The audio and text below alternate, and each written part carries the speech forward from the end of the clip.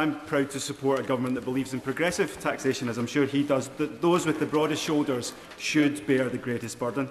The Send Tax minimum share rule proposal would mean that farm estates with at least 60% used for farming would receive relief up to £5 million per person. This would reduce the risk of family farms being broken up, place a greater burden on very large estates and those gaming the system, and double the forecast tax take. So, would he direct Treasury officials to take another look at the Send Tax proposals on APR prior to the budget? May I thank my honourable friend for his question and say, Mr Speaker, that he is a strong advocate in this place for his constituency and for farming communities. The member for North and Northumberland made the point just last week to me about how crucial both to economic but also social and cultural life our farmers and our farming community is.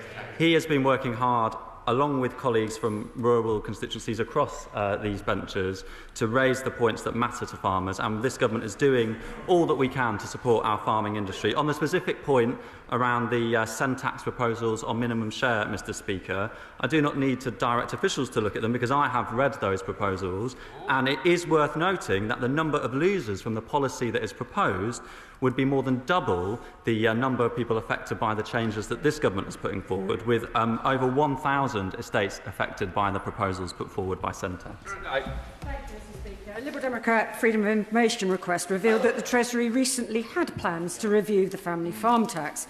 Farmers across the country are fed up with bickering and infighting from a government that just doesn't understand them. But there's still time to act and end months of confusion and misery. So will the Chancellor and her ministers meet with farmers from Glastonbury and Somerton and me to provide some clarity and reveal the full extent of the government's discussions on revoking this damaging family farm tax?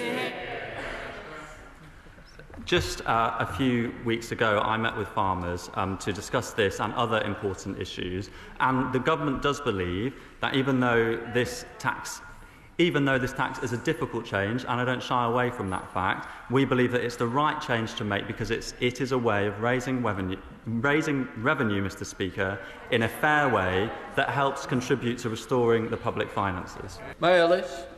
Mr Speaker, as the Minister's just highlighted, the main argument against the Send Tax proposals for APR now seems to be a fear that more people will be subject to inheritance tax under its proposals, even though most of those extra people are essentially private homeowners with agricultural fields. Does he not agree with me that Labour values call for supporting hard-working farmers who are the backbone of this country over millionaire homeowners who have wider money in their wider estate to pay the inheritance tax? Thank you, Mr Speaker, and I thank my honourable friend for her question and for her time last week. It was good to meet with her to talk about important issues affecting farmers and rural communities. On balance, the government believes that the policy position that was set out at the budget last year is the right position, Mr Speaker, and we will be continuing with it. Right, we're going to Shadow Minister James Wilde.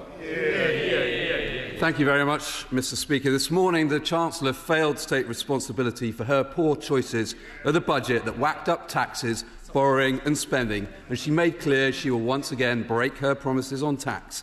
And the farmers I've met have been in tears about the family farm tax, not because they're worried about losing their job, but because the Chancellor is putting at risk generations of farming. So can the Minister tell the House whether the Chancellor has actually met any farmers, the NFU or any of the other organisations to understand the impact of her policy and why she should scrap the family farm tax? The government has looked and assessed at the impact of this policy. Our estimates that were put forward at the budget last year said that around 500 farms would pay additional tax as a result of these changes. Those numbers were contested by all on the other side of this House, and yet the Send Tax report, which the honourable member has said that he and others are interested in looking at, backs up those numbers and confirms the government's estimates.